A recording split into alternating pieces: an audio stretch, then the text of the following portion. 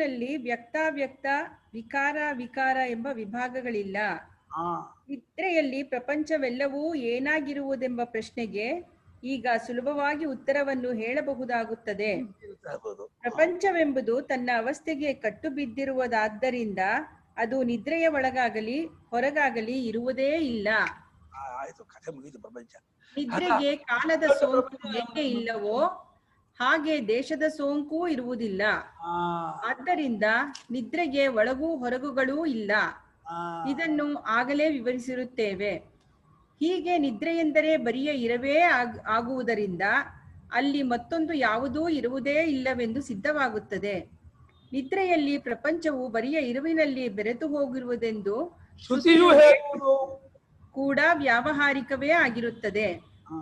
ಏಕೆಂದರೆ ಪ್ರಪಂಚವೆಂಬುದು ಬರಿಯ ಇರವೇ ಆಗಿದೆ ಎಂದು, ಬರಿಯ ಇರುವಿಗಿಂತ ಬೇರೆಯಾಗಿ ಅದು ಇಲ್ಲವೆಂದು ನಾವು ತಿಳಿಸಿಕೊಟ್ಟಿರುತ್ತೇವೆ. ಪ್ರಪಂಚವೆಂಬುದೇ ದೇಶ ಕಾಲ ನಿಮಿತ್ತಗಳ ಸಿವುಡಾಗಿರುವುದರಿಂದ ಜನಕ್ಕೆ ಪೆಂಡಿ ಹಾಕ ಹುಲ್ಪೆಂಡಿ ಸಿವುಡು ಸಿವುಡು ಅಂತ ಪೆಂಡಿ ಅದೊಂದು ಚೂರು ದೇಶ ಕಾಲದ ಪೀಸದು ಸಿವುಡಾಗಿರುವುದಿಲ್ಲ. ಒಟ್ಟಿನಲ್ಲಿ ಪ್ರಪಂಚವು ಎಲ್ಲಿಗಾದರೂ ಹೋಗುವುದೆಂದರೂ ಎಲ್ಲಿಂದಲಾದರೂ ಬರುವುದೆಂದರೂ ಅರ್ಥವೇ ಇಲ್ಲ. ನಮಗೆ ಕಾಣುವಂತೆ ಪ್ರಪಂಚವು ಸತತವಾಗಿ ವಿಕಾರಾತ್ಮಕವಾಗಿದ್ದರೂ ಒಟ್ಟು ಪ್ರಪಂಚವು ಒಂದು ಕಡೆಯಿಂದ ಇನ್ನೊಂದು ಕಡೆಗೆ ಹೋಗುವ ರೈಲುಗಾಡಿಗಳ ಸಾಲಲ್ಲ. ಒಟ್ಟು ಪ್ರಪಂಚವು ಒಂದು ದೇಶದಲ್ಲಾಗಲಿ ಒಂದು ಕಾಲದಲ್ಲಾಗಲಿ ಇರುವುದಿಲ್ಲ. ಹೀಗಿರುವಲ್ಲಿ ಪ್ರಪಂಚವು ಬರಿಯ ಇರವಿನ ರೂಪವಾದ ನಿದ್ರೆಯಿಂದ ಹೊರಕ್ಕೆ ಬರುವುದೆಂಬುದಾಗಲಿ ಅದರೊಳಕ್ಕೆ ಹೋಗುವುದೆಂಬುದಾಗಲಿ ಯುಕ್ತಿಯುಕ್ತವಾಗುವುದಿಲ್ಲ. ಇಷ್ಟು ಅನುಭವದ ವಾಕ್ಯ ಮಾದು, ಸುಮ್ಮನೆ ಸ್ಟೇಟ್ಮೆಂಟ್ ಅಲ್ಲ. ಇದನ್ನ ಅನುಭವಕ್ಕೆ ಹೊರಹಚ್ಚಿ ಅರ್ಥ ಮಾಡ್ಕೋಬೇಕು. ಹೌದಾ, ಹೀಗಿದೆಯಾ ನಮ್ಮ ಅನುಭವ ಅಂತ ನೋಡ್ಕೋಬೇಕೇ ಹೊರತು ಸುಮ್ಮನೆ ಸ್ಟೇಟ್ಮೆಂಟ್ ಕೊಡ್ತಾ ಇದ್ದಾರೆ, ಸುಮ್ಮನೆ ಅದನ್ನ ಒಪ್ಕೋಬೇಕು. ಪಾರಾಯಣ ಅಲ್ಲ ಇದು. ಅದು ನಿಜವಾಗಿ ಇಲ್ಲವೇ ಇಲ್ಲ. ಅದು ಯಾವುದು? ಪ್ರಪಂಚ. ಪ್ರಪಂಚ ಇಲ್ಲವೇ ಇಲ್ಲ ಅಂತ ಇದ್ದಾರೆ. ಯಾವಾಗ್ಲೂ ಇಲ್ಲ. ನಿದ್ದೆ ಇಲ್ಲಲ್ಲ, ಈಗಲೂ ಇಲ್ಲ ಪ್ರಪಂಚ. ಪ್ರಪಂಚ ಇದು ವಿದ್ಯೇತ ನಿವರ್ತೇತ ನ ಸಂಶಯ. ಏಕೆಂದರೆ ಪ್ರಪಂಚವು ತನ್ನ ಅವಸ್ಥೆಗಿಂತ ಬೇರೆ ಇಲ್ಲ, ಅವಸ್ಥೆಯು ಬರಿಯ ಇರುವಿಗಿಂತ ಬೇರೆ ಇಲ್ಲ.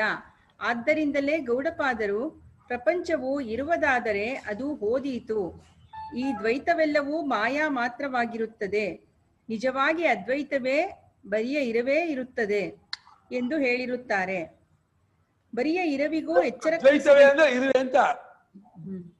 ನಿಜವಾಗಿ ಅದ್ವೈತವೇ ಅಂದ್ರೆ ಬರೀ ಇರುವನ್ನೇ ಅದ್ವೈತ ಅಂತಾರೆ. ಬರೀ ಪ್ಯೂರ್ ಬೀಯಿಂಗ್, ಶುದ್ಧ ಇರುವಿಕೆ, ಅದು ಅದ್ವೈತ.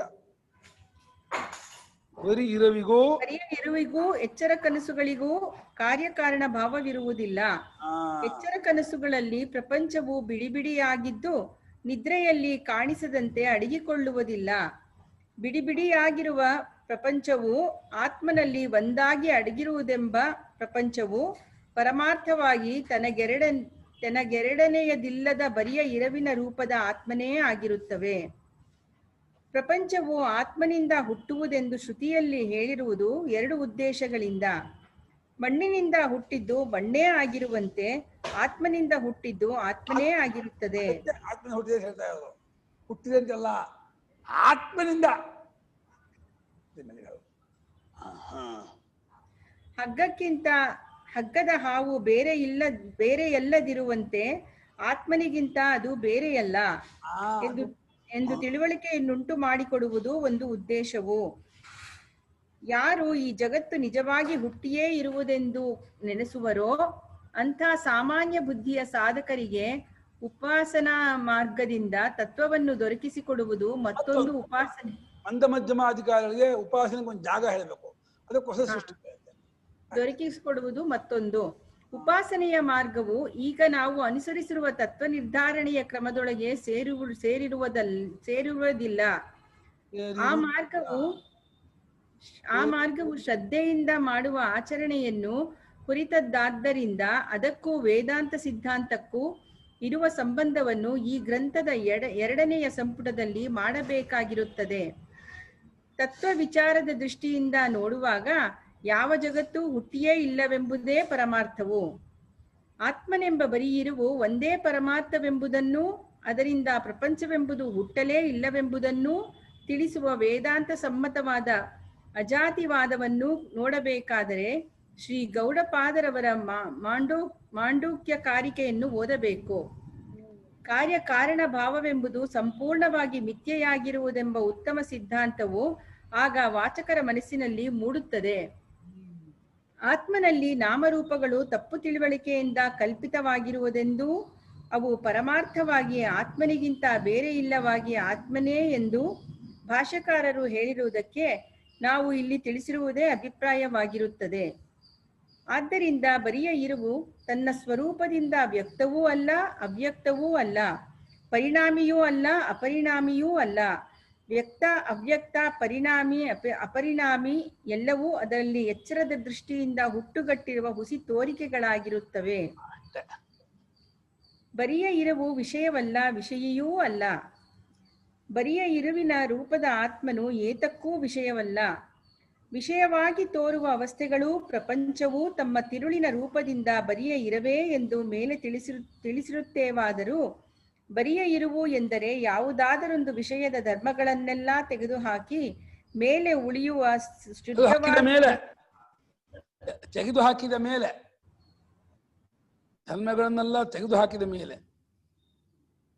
ಧರ್ಮಗಳನ್ನೆಲ್ಲ ತೆಗೆದುಹಾಕಿದ ಮೇಲೆ ಉಳಿಯುವ ಅಂತ ಗುರುಗಳೇ, ಉಳಿಯುವ ಆಗ್ಬೇಕು. ಉಳಿಯುವಂತಿದೆ. ಉಳಿಯುವ ಶುದ್ಧವಾದ ಇರುವು ಎಂದು ಭಾವಿಸಬಾರದು. ವಿಷಯ ರೂಪದ ಬರಿಯಿರುವು ಧರ್ಮಗಳಿಲ್ಲದ್ದರಿಂದ ನಮಗೆ ಕಾಣಿಸುವಂತಿಲ್ಲವೆಂಬುದಿಷ್ಟೇ ಅಲ್ಲ, ಅದು ಕೇವಲ ಬುದ್ಧಿಯ ಕಲ್ಪನೆಯಾಗಿರುವುದರಿಂದ ಮೊಲದ ಕೊಂಬಿನಂತ ವಿಕಲ್ಪವಾಗಿರುತ್ತದೆ. ಆತ್ಮನನ್ನು ಬರಿಯ ಇರವೆಂದು ನಾವು ಕರೆಯುವುದೇಕೆಂದರೆ ಅದರಲ್ಲಿ ಯಾವ ಧರ್ಮಗಳನ್ನೂ ಹೇಳುವಂತಿಲ್ಲವಾದ್ದರಿಂದ ತಿಳಿಸುವುದಕ್ಕೆ ಯಾವ ಮನಸ್ಸಿನ ಪ್ರತ್ಯಯವೂ ಸಮರ್ಥವಾಗಿರುವುದಿಲ್ಲ. ಮನಸ್ಸಿನ ಪ್ರತ್ಯಯವೆಂಬುದು ದ್ರವ್ಯ, ಗುಣ, ಕರ್ಮ, ಜಾತಿ, ಸಂಬಂಧ, ಅಭಾವ ಇಂಥ ವಿಷಯ ರೂಪವನ್ನು ಮಾತ್ರ ತಿಳಿಸಬಲ್ಲದ್ದಾಗಿರುತ್ತದೆ. ಆದರೆ ಆತ್ಮನು ವಿಷಯನೇ ಅಲ್ಲ. ವಿಷಯ ರೂಪವಾಗಿರುವ ಅವಸ್ಥೆಗಳು, ಪ್ರಪಂಚದಲ್ಲಿರುವ ದ್ರವ್ಯಗಳು ಇವುಗಳೆಲ್ಲದರ ರೂಪವಾಗಿ ತಾನು ಕಾಣಿಸುತ್ತಿರುವಾಗಲೂ ಅವುಗಳನ್ನು ಬೆಳಗುವ ಆತ್ಮನು ಅದಕ್ಕೆ ವಿಷಯಿಯಾಗಿ ಸಾಕ್ಷಿ ರೂಪನಾಗಿಯೇ ಇದ್ದುಕೊಂಡಿರುತ್ತಾನೆ. ಹೀಗಿದ್ದರೂ ಅವನನ್ನು ವಿಷಯ ಎಂದು ಕೂಡ ಹೇಳುವುದಕ್ಕಿಲ್ಲ. ಏಕೆಂದರೆ ಸುಷುಪ್ತಿ ಎಂದು ಕರೆಯುವ ತನ್ನ ಸ್ವರೂಪದಲ್ಲೇ ಅವನು ವಿಷಯವೂ ಅಲ್ಲದೆ ವಿಷಯಿಯೂ ಅಲ್ಲದೆ ಈ ಎರಡಕ್ಕೂ ತಳಗಟ್ಟಾಗಿರುತ್ತಾನೆ.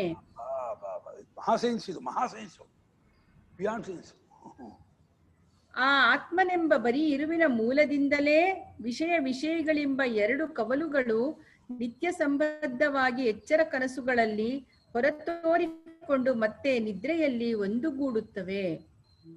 ಬರಿಯ ಇರುವು ಶೂನ್ಯವಲ್ಲ, ಮತ್ತೊಂದರಿಂದ ಹುಟ್ಟುವುದಲ್ಲ. ಬರಿಯ ಇರುವಿನ ಸ್ವರೂಪವನ್ನು ಯಾವ ಪ್ರತ್ಯಯದಿಂದಲೂ ವಿಷಯೀಕರಿಸುವುದಾಗಲಾರದಾದರೂ ಯಾವ ಮಾತಿನಿಂದಲೂ ಅದನ್ನು ಬಣ್ಣಿಸುವುದಕ್ಕೆ ಆಗಲಾರದಾದರೂ ಅದು ಶೂನ್ಯವಲ್ಲ. ಏಕೆಂದರೆ ಅದು ನಮ್ಮೆಲ್ಲರ ಒಳತಿರುಳೇ ಆಗಿರುತ್ತದೆ. ಸಂಸ್ಕೃತದಲ್ಲಿ ಅದಕ್ಕೆ ಉಪಯೋಗಿಸಿರುವ ಪ್ರತ್ಯಗಾತ್ಮನೆಂಬ ಹೆಸರಿಗೆ ಇದೇ ಅರ್ಥ. ಅದು ಸತ್ಯವು, ಅದು ಆತ್ಮನು, ಅದೇ ನೀನಾಗಿರುವೆ ಎಂದು ಶ್ರುತಿಯಲ್ಲಿ ಹೇಳಿರುವ ಆತ್ಮನೇ ಅದು. ಈ ಬರಿಯ ಇರುವೇ ನಮ್ಮ ಆತ್ಮನೆಂಬುದಕ್ಕೆ ನಾನೇ ನಿದ್ರಿಸಿ ಕನಸು ಕಂಡು ಎಚ್ಚೆತ್ತೆನು ಎಂದು ಮೂರು ಅವಸ್ಥೆಗಳನ್ನೂ ನಮ್ಮವೆಂದು ಭಾವಿಸುತ್ತಿರುವ ನಮ್ಮ ನಿತ್ಯಾನುಭವವೇ ಆಧಾರವಾಗಿರುತ್ತದೆ. ಏಕೆಂದರೆ ಮೂರು ಅವಸ್ಥೆಗಳನ್ನೂ ಸಾಕ್ಷಿಯಾಗಿ ನೋಡುವ ಈ ಬರೀ ಇರುವನ್ನಲ್ಲದೆ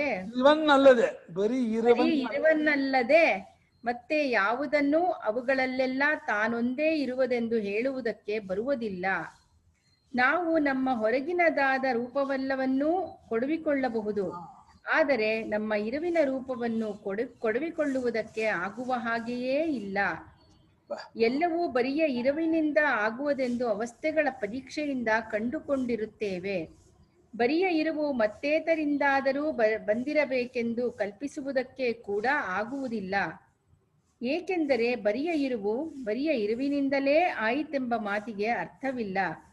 ವಿಶೇಷ ರೂಪವಾದ ಅವಸ್ಥೆಗಳ ಪ್ರಪಂಚದ ಮತ್ತು ಪದಾರ್ಥಗಳ ಇರುವಿನಿಂದ ಅದನ್ನು ಎಳೆದು ತೆಗೆಯುವುದು ಅನುಭವ ವಿರುದ್ಧವಾಗಿರುತ್ತದೆ.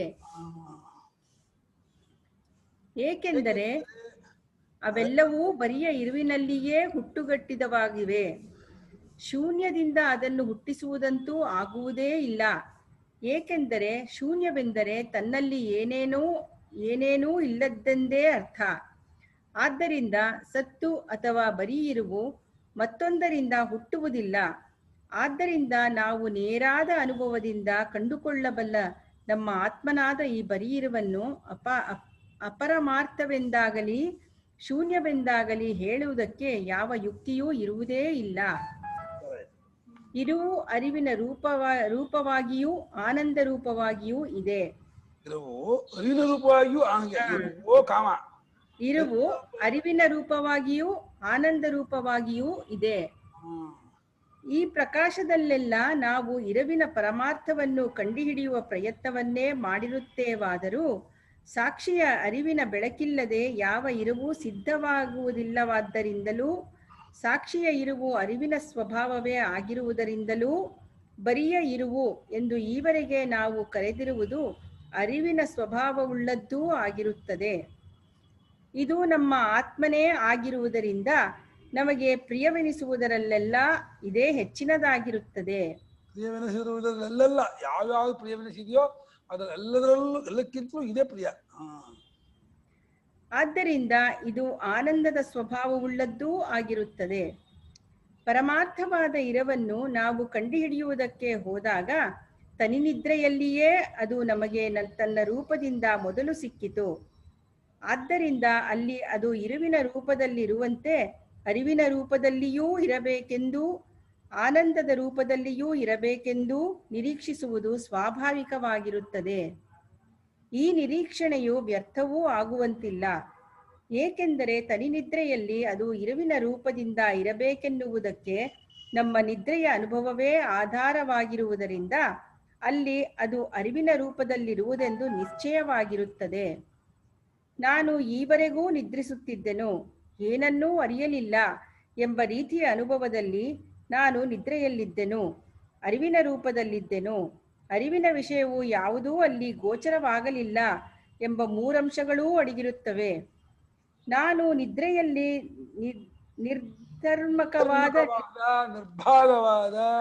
ನಿರ್ಭೇದವಾದ ಬರೀ ಇರುವಿನ ರೂಪದಲ್ಲಿದ್ದೆನು ಎನ್ನುವುದೇ ಅಲ್ಲದೆ ಯಾವುದೊಂದು ಆಶ್ರಯವನ್ನಾಗಲಿ ವಿಷಯವನ್ನಾಗಲಿ ಕಾಣದ ಬರಿಯ ಅರಿವಿನ ರೂಪದಲ್ಲಿದ್ದೆನು ಎಂಬುದನ್ನು ಈ ಅನುಭವವು ಸೂಚಿಸುತ್ತದೆ. ಇದರಂತೆ ನಿದ್ರೆ ಮಾಡಬೇಕು, ಯಾವ ಕನಸೂ ನನ್ನ ನಿದ್ರೆಗೆ ಅಡ್ಡ ಬರಬಾರದು ಎಂದು ನಾವು ನಿದ್ರೆಗೆ ಹಾತುವರಿಯುತ್ತಿರುವುದರಿಂದಲೂ ಸುಖವಾಗಿ ನಿದ್ರೆಗೈದನು, ಯಾವುದೊಂದರ ಬಾಧೆಯೂ ಆಗಲಿಲ್ಲ ಎಂಬ ನೆನಪು ಎಚ್ಚೆತ್ತ ಮೇಲೆ ಆಗುವುದರಿಂದಲೂ ನಿದ್ರೆಯಲ್ಲಿ ನಿರಾಶ್ರಯವಾದ ನಿರ್ವಿಷಯವಾದ ನಿರ್ವಿಶೇಷವಾದ ಆನಂದ ರೂಪವೂ ನಮ್ಮದಾಗಿರುವುದೆನ್ನುವುದಕ್ಕೂ ಆಧಾರವಿದೆ. ಹೀಗೆ ಒಂದೇ ತತ್ವವು ಇರುವು, ಅರಿವು, ಆನಂದ ಈ ಮೂರು ರೂಪದಿಂದಲೂ ಇರುವುದೆಂಬುದು ನಿದ್ರೆಯೊಂದರ ಅನುಭವದಿಂದಲೇ ನಮಗೆ ಸ್ಪಷ್ಟವಾಗುತ್ತಿರುವುದರಿಂದ ಈ ಅವಸ್ಥೆಯ ವಿಚಾರವು ನಮ್ಮ ಪ್ರಕೃತ ವಿಚಾರಕ್ಕೆ ಎಷ್ಟು ಮುಖ್ಯವೆಂಬುದು ಹೊರಬೀಳುತ್ತದೆ.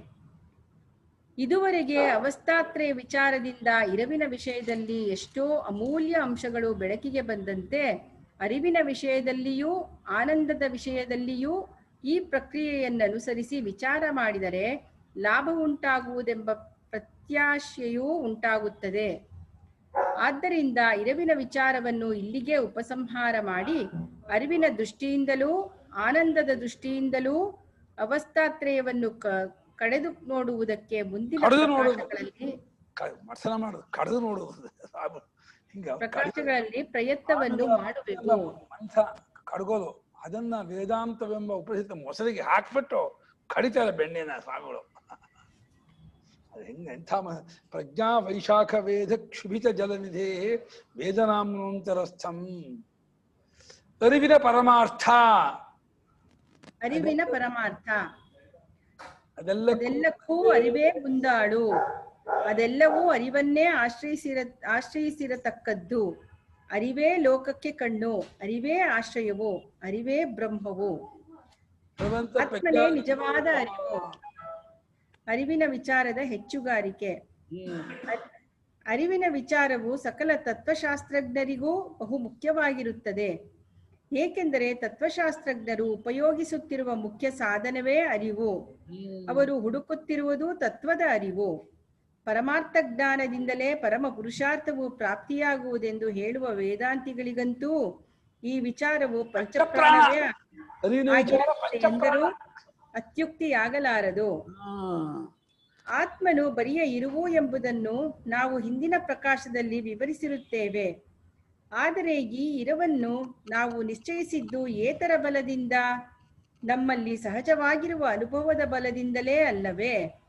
ಆತ್ಮನು ಅರಿವಿನ ಸಂಬಂಧವಿಲ್ಲದೆ ಬರಿಯ ಇರವೇ ಆಗಿದ್ದಿದ್ದರೆ ಅವನಿಗೇನು ಬೆಲೆ ಬರುತ್ತಿತ್ತು? ಅರಿವಿನ ಬಲದಿಂದಲೇ ನಿರ್ಣಯಿಸಬೇಕಾದ ಇರುವಿನ ಯೋಗ್ಯತೆಯು ಸ್ವತಂತ್ರವಾದೀತೆ. ಮನುಷ್ಯನಿಗೆ ಜೀವನದಲ್ಲಿ ಬಹಳ ಪ್ರೀತಿ ಎಂಬುದು ನಿಜ. ತನ್ನ ಸುತ್ತಲೂ ಇರುವ ಜಗತ್ತಿನ ಸೌಂದರ್ಯವನ್ನು ನೋಡಿ ನೋಡಿ ಅವನು ಮೆಚ್ಚುತ್ತಾನೆ, ಹಿಗ್ಗುತ್ತಾನೆ, ಪರವಶನಾಗುತ್ತಾನೆ. ಆ ಜಗತ್ತಿನಲ್ಲಿ ತನ್ನಂತೆ ಕಾಣುವ ಇತರರೊಡನೆ ವ್ಯವಹಾರ ಮಾಡುತ್ತಾನೆ. ಬೇಕಾದ ವಸ್ತುಗಳನ್ನು ಸಂಪಾದಿಸುವುದಕ್ಕೂ ಬೇಡವಾದವುಗಳನ್ನು ದೂರವಾಗಿಸುವುದಕ್ಕೂ ಹವಣಿಸುತ್ತಿರುತ್ತಾನೆ. ಆದರೆ ಅವನ ಕ್ರಿಯಾರೂಪವಾದ ವ್ಯವಹಾರವೇ ಆಗಲಿ, ಭೋಗರೂಪದ ವ್ಯವಹಾರವೇ ಆಗಲಿ, ಸಾಗುವುದಕ್ಕೆ ಒಂದು ಬೆಳಕು ಅತ್ಯವಶ್ಯವಾಗಿರುತ್ತದೆ. ಅದೇ ಅರಿವಿನ ಬೆಳಕು. ಅರಿವಿಲ್ಲದಿದ್ದರೆ ಅದೆಲ್ಲವೂ ಕಾರುಗತ್ತಲೆಯ ಕಾಡಾಗಿರುತ್ತಿತ್ತು. ಅರಿವಿಲ್ಲದಿದ್ದರೆ ತಾನು ಇದ್ದೇನೆಂಬುದಾಗಲಿ, ತನಗೆ ಇಂಥದ್ದು ಪ್ರಿಯವೆಂಬುದಾಗಲಿ, ತನಗೆ ಹರ್ಷ ವಿಷಾದಗಳಾದದ್ದಾಗಲಿ ಹೇಗೆ ಹೊಳೆಯಬೇಕು? ಅದಿಲ್ಲದಿದ್ದರೆ ಮಾನವನ ಜೀವನವೆಂಬುದೆಲ್ಲಿ ಬಂತು? ಈ ಎಲ್ಲ ಕಾರಣಗಳಿಂದ ನಮ್ಮ ವಿಚಾರದಲ್ಲಿ ಅರಿವಿಗೆ ಅತ್ಯಂತ ಹೆಚ್ಚಿನ ಸ್ಥಾನವಿರಬೇಕಾದದ್ದು ನ್ಯಾಯವಾಗಿರುತ್ತದೆ. ಈ ದೃಷ್ಟಿಯಿಂದ ನಾವು ಅರಿವಿನ ಪರಮಾರ್ಥವನ್ನು ಗೊತ್ತುಪಡಿಸಿದ ಮೇಲೆಯೇ ಇರವಿನ ಪರಮಾರ್ಥದ ವಿಚಾರಕ್ಕೆ ಕೈ ಹಾಕಬೇಕಾದದ್ದು ನ್ಯಾಯವಾಗಿತ್ತು. ಏಕೆಂದರೆ ಮನುಷ್ಯನಿಗೆ ಅರಿವಿನಷ್ಟು ಹತ್ತಿರವಿರುವುದು ಮತ್ತೆ ಯಾವುದೂ ಇಲ್ಲ. ಅರಿವಿನ ಮೂಲಕವಾಗಿಯೇ ಮಿಕ್ಕದ್ದೆಲ್ಲವೂ ಅವನಿಗೆ ಸಂಬಂಧಿಸಿಕೊಳ್ಳುತ್ತದೆ. ಆದರೂ ನಾವು ಇರವಿನ ಪರಮಾರ್ಥವನ್ನು ಮೊದಲು ವಿಚಾರಕ್ಕೆ ಇಟ್ಟುಕೊಂಡದ್ದರಲ್ಲಿಯೂ ಒಂದು ಔಚಿತ್ಯವಿದೆ. ಅದೇನೆಂದರೆ ಮನುಷ್ಯನು ಸ್ವಭಾವವಾಗಿ ಹೊರಗಡೆಗೇ ತಿರುಗಿಕೊಂಡು ನೋಡುತ್ತಿರುತ್ತಾನೆ. ಹೊರಗೆ ಇರುವುದೆಂದು ತಾನು ಭಾವಿಸಿರುವ ಜಗತ್ತಿನ ಮಹಿಮೆಯನ್ನು, ವೈಚಿತ್ರ್ಯವನ್ನು, ಸೌಂದರ್ಯವನ್ನು ಕಂಡು ಮನಸೋತಿರುವುದು ಅವನಿಗೆ ಸ್ವಭಾವವು. ಎಲ್ಲಿಯೋ ಒಬ್ಬೊಬ್ಬನು ತನ್ನೊಳಗೇ ಅರಿವು ಇದೆ ಎಂದು, ಆ ಅರಿವಿನಿಂದಲೇ ತಾನು ಎಲ್ಲವನ್ನೂ ಕಂಡು ವ್ಯವಹಾರ ಮಾಡುತ್ತಿರುವನೆಂದು ಕಂಡುಕೊಳ್ಳುತ್ತಾನೆ. ಆಗ ಅವನಿಗೆ ನಾನು, ಮಿಕ್ಕದ್ದು, ಅರಿವು, ಇರುವು ಎಂಬ ವಿಭಾಗದ ಜ್ಞಾನವಾಗುತ್ತದೆ. ಆಗ ಕ್ರಿಯಾರೂಪ ವ್ಯವಹಾರದಲ್ಲಿಯೇ ಅಲ್ಲದೆ ವಿಚಾರ ರೂಪವಾದ ವ್ಯವಹಾರದಲ್ಲಿಯೂ ಆದರವನ್ನು ತೋರಿಸುತ್ತಾನೆ. ಆದ್ದರಿಂದ ನಾವು ಈ ಸ್ವಾಭಾವಿಕ ಕ್ರಮವನ್ನನುಸರಿಸಿ ಈಗ ಅರಿವಿನ ಪರಮಾರ್ಥವನ್ನು ವಿಚಾರಿಸುವುದಕ್ಕೆ ಹೊರಟಿರುತ್ತೇವೆ. ಅರಿವಿನ ವಿಷಯಕ್ಕೆ ಎರಡು ಅಭಿಪ್ರಾಯಗಳು. ಅರಿವೆಂಬುದು ಇರವನ್ನು ಅವಲಂಬಿಸಿಯೇ ವ್ಯವಹಾರದಲ್ಲಿ ಕಂಡುಬರುವುದರಿಂದಲೂ, ಇರವನ್ನು ಬೆಳಗುವುದೆಂಬ ಕಾರಣದಿಂದಲೇ ಮನುಷ್ಯನು ಅರಿವಿನ ವಿಚಾರಕ್ಕೆ ಮೊದಲು ಮನವನ್ನು ಒಲಿಸುತ್ತಾನಾದ್ದರಿಂದಲೂ, ನಾವು ಹಿಂದೆ ಮಾಡಿದ್ದ ಇರವಿನ ವಿಚಾರದ ಕ್ರಮವನ್ನನುಸರಿಸಿಯೇ ಅರಿವಿನ ವಿಚಾರವನ್ನು ಮೆಟ್ಟಲು ಮೆಟ್ಟಲಾಗಿ ಸಾಗಿಸುವೆವು. ಮೊಟ್ಟ ಮೊದಲು ಅರಿವೆಂದರೇನು ಎಂಬುದನ್ನೇ ವಿಚಾರ ಮಾಡಬೇಕಾಗಿದೆ. ತಟ್ಟನೆ ನೋಡಿದರೆ ಅರಿವು ನಮ್ಮೊಳಗೆ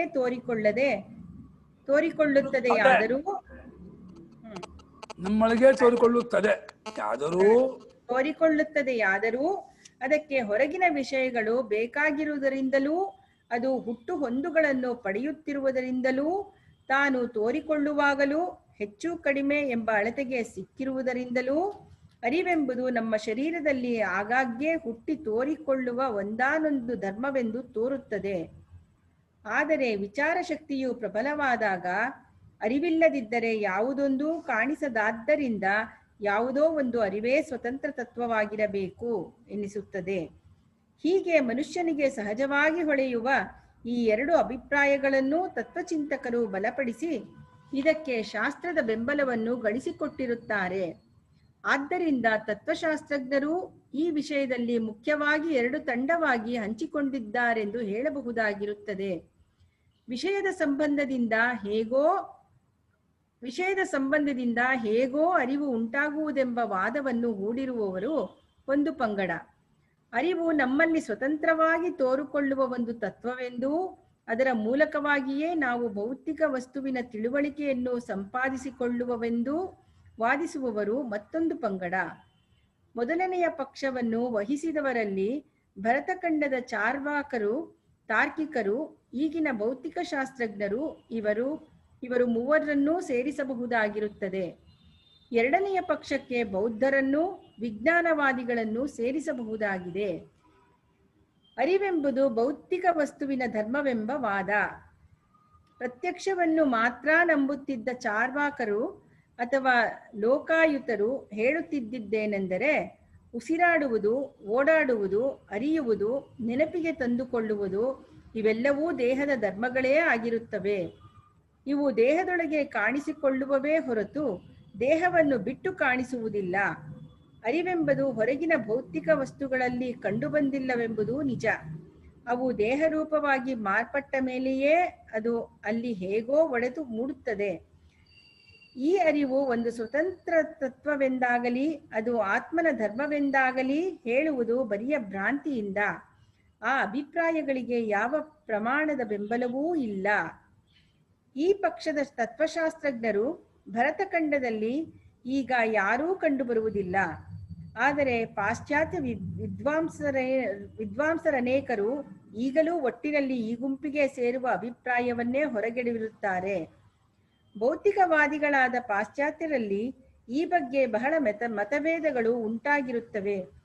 ಅರಿವೆಂಬುದು ಮನುಷ್ಯನಲ್ಲಿ ಮಾತ್ರ ಇರುವ ಒಂದಾನೊಂದು ಧರ್ಮವೆಂದು ಕೆಲವರು, ಯಾರಲ್ಲಿ ನರಮಂಡಲಗಳು, ಇಂದ್ರಿಯ ಗೋಳಕಗಳು ಇವೆಯೋ ಅಂಥ ಮನುಷ್ಯರಲ್ಲಿ ಮತ್ತು ಮೇಲಿನಂತಸ್ತಿನ ಕೆಲವು ಪ್ರಾಣಿಗಳಲ್ಲಿ ಮಾತ್ರ ಕಂಡುಬರುವ ಧರ್ಮವೆಂದು ಕೆಲವರು, ಅದು ಪ್ರಾಣಿಗಳಲ್ಲೆಲ್ಲ ಇರುವುದೆಂದು ಕೆಲವರು, ಸ್ಥಾವರ ಜಂಗಮ ಪ್ರಾಣಿಗಳೆಲ್ಲ ಇರುವುದೆಂದು ಕೆಲವರು, ಇಂಥ ಪ್ರಾಣಿಗಳ ಅಂಗಾಂಗವಾದ ಒಂದೊಂದು ಜೀವಾಣುವಿನಲ್ಲಿಯೂ ಇರುವ ಧರ್ಮವೆಂದು ಬೇರೆ ಕೆಲವರು, ಭೌತಿಕವಾದ ಎಲ್ಲಾ ಬಗೆಯ ಪರಮಾಣುಗಳಲ್ಲಿಯೂ ಇರುವ ಒಂದಾನೊಂದು ಮೂಲ ಧರ್ಮವೆಂದು ಮತ್ತೆ ಕೆಲವರು, ಹೀಗೆಲ್ಲ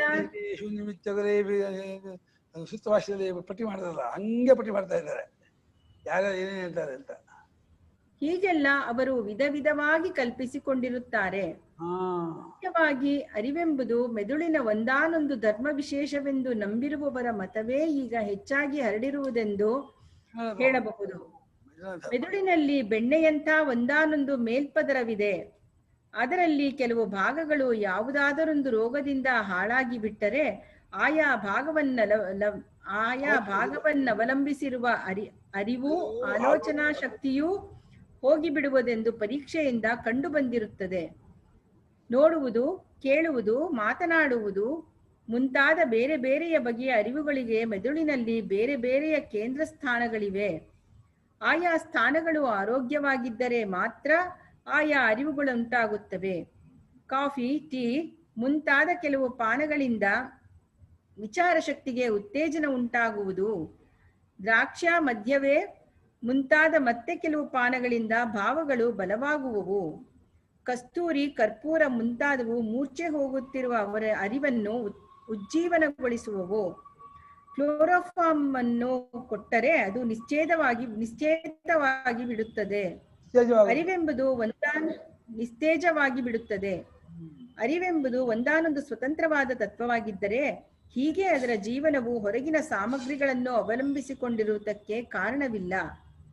ಮನುಷ್ಯನಲ್ಲಿಯೂ ಮನುಷ್ಯನಂತೆ ಇರುವ ಕೆಲವು ಪ್ರಾಣಿಗಳಲ್ಲಿಯೂ ಅಂದ್ರೆ ಸಸ್ತನಿ ಪ್ರಾಣಿ, ಮನುಷ್ಯರು ನಾಲ್ಕಾಲು ಪ್ರಾಣಿಗಳು ಸಸ್ತನಿ ಪ್ರಾಣಿಗಳು. ಇದು ಕೆಲವು ಇದಿಲ್ಲ, ಕ್ರಿಮಿಕೀಟಗಳು ಸಸ್ತನಿ ಪ್ರಾಣಿಗಳಲ್ಲ. ಕ್ರಿಮಿಕೀಟಗಳು ಹಂಗಂಗೆ ಇದಾಗಿ ಬೆಳ್ಕೊಳ್ಳೋದು. ತಾಯಿಯ ಹಾಲನ್ನು ಉಂಟು ಬದುಕುವಂತಹ ಪ್ರಾಣಿಗಳು ಅಂತ ಸಸ್ತನಿ ಪ್ರಾಣಿ. ಸಸ್ತನಿ ಪ್ರಾಣಿಗಳಲ್ಲಿಯೂ ಅರಿವು ಮಾರ್ಪಡುತ್ತಿರುವುದೆಂದು ಆಹಾರ, ರಕ್ತ ಸಂಚಾರ ಮುಂತಾದ ಒಳಗಿನ ಕಾರಣಗಳಿಂದಲೂ ಮೆದುಳಿಗೆ ಪೆಟ್ಟಾಗುವುದು, ಯಾವುದಾದರೊಂದು ರೀತಿಯಲ್ಲಿ ಉತ್ತೇಜನ ಮಾಡುವುದು ಮುಂತಾದ ಹೊರಗಿನ ಕಾರಣಗಳಿಂದಲೂ ಅರಿವನ್ನು ಯಾವಾಗಲೂ ಹೆಚ್ಚು ಕಡಿಮೆ ಮಾಡಬಹುದೆಂಬುದು ನಮ್ಮೆಲ್ಲರ ಅನುಭವದಲ್ಲಿದೆ. ಇದೂ ಅಲ್ಲದೆ ಅದೇ ಮನುಷ್ಯನಿಗೆ ಬೇರೆ ಬೇರೆಯ ಸಂದರ್ಭಗಳಲ್ಲಿ, ಬೇರೆ ಬೇರೆಯ ಕಾಲಗಳಲ್ಲಿ ಬೇರೆ ಬೇರೆಯ ಬಗೆಯ ಅರಿವು ಉಂಟಾಗುತ್ತದೆ. ನಿನ್ನೆ ಇದು ನನ್ನ ಸ್ವಭಾವವು ಎಂದು ಹೇಳಿಕೊಂಡವನೇ ಇಂದು ನನ್ನ ಸ್ವಭಾವವು ಬದಲಾಯಿಸಿ ಬಿಟ್ಟಿದೆ ಎನ್ನುತ್ತಿರುವುದು. ಕುಮಾರ ಕೊಡ್ತೀನಿ ಕೊಡೋದು ನಾ ಅವತ್ತೇ ಹೇಳ್ದೆ, ಕೊಡ್ತೀನಿ ಹೇಳ್ತೇನೆ ಕೊಡೋದು ಅಂತ ಕೊಡೋದು ಅಂತ ಯಾರು ನಾನಂದ್ರೆ. ಮನುಷ್ಯನು ಇನ್ನೂ ಸಣ್ಣ ಕೂಸಾಗಿರುವಾಗ ಅರಿವು ಮಬ್ಬಾಗಿರುವುದು. ಎಷ್ಟೋ ದಿನಗಳಾದ ಮೇಲೆ ಅವನಲ್ಲಿ ನಾನೆಂಬ ಅರಿವು ಮೊಳೆಯುವುದು. ನಾನೆಂಬ ಅರಿವು ದಿನ ಆದ್ಮೇಲೆ ಬರುತ್ತಂತೆ, ಮುಂಚೆ ನಾನೆಂಬ ಅರಿವು ಇರಲ್ಲ ಮಗುವಿಗೆ. ಆಮೇಲೆ ತಂದೆ ತಾಯಿಗಳ ಮತ್ತು ಗುರುಗಳ ಸಹವಾಸದಿಂದ ಅವನ ಅರಿವಿನಲ್ಲಿ ದೊಡ್ಡ ಬದಲಾವಣೆಗಳಾಗುವವು. ದೊಡ್ಡ ಬದಲಾವಣೆ ಅವನಿಗೆ ಹರಿಯುವು ತುಂಬಿದ ಮೇಲೆ ಅವನ ವಿಚಾರ ಶಕ್ತಿಯು ಇನ್ನೂ ವಿಕಾಸವಾಗುವುದು. ಕೊನೆಗೆ ಮುಪ್ಪಾಗಿ 60ಕ್ಕೆ ಅರಿವು ಮರಳು ಎಂಬ ಗಾದೆಗೆ ಪಕ್ಕಾಗುವನು. ಹೀಗೆ ಮನುಷ್ಯನ ಶರೀರದ ಅವಯವಗಳು ಹೇಗೆ ಹೇಗೆ ಮಾರ್ಪಡುವವೋ ಹಾಗೆಯೇ ಅರಿವು ಮಾರ್ಪಡುತ್ತಾ ಬರುತ್ತಿರುವುದು. ಮಾನವರಲ್ಲಿ ಒಬ್ಬೊಬ್ಬರಲ್ಲಿ ಒಂದೊಂದು ಬಗೆಯ ಅರಿವಿನ ಅಂತಸ್ತು ಕಂಡುಬರುವುದು. ಮಾನವ ಜಾತಿಯು ಮೊದಲು ಕಾಡು ಜನರ ಸ್ಥಿತಿಯಲ್ಲಿದ್ದು ಈಗಿನ ನಾಗರಿಕತೆಯ ಸ್ಥಿತಿಗೆ ಏರುತ್ತಾ ಬಂದ ಹಾಗೆಲ್ಲ ಅವರ ಅರಿವು ಅರಳುತ್ತಾ ಬಂದಿರುವುದು. ಇವೆಲ್ಲವೂ ಅರಿವೆಂಬುದು ಒಂದು ಶಾರೀರಿಕ ಧರ್ಮವೆಂದು, ಅದು ಮನುಷ್ಯನ ಮೆದುಳಿನ ಶಕ್ತಿ ವಿಶೇಷವೇ ಹೊರತು ತಾನೇ ಒಂದು ಸ್ವತಂತ್ರ ತತ್ವವೆಲ್ಲವೆಂದು ಹೇಳುವುದಕ್ಕೆ ಹೆಚ್ಚಿನ ಬೆಂಬಲವನ್ನು ಕೊಡುವ ಸಾಧನಗಳಾಗಿವೆ. ಹೀಗೆಂಬುದು ಭೌತಿಕವಾದಿಗಳ ಮತವಾಗಿರುತ್ತದೆ. 12 ಆಯ್ತು.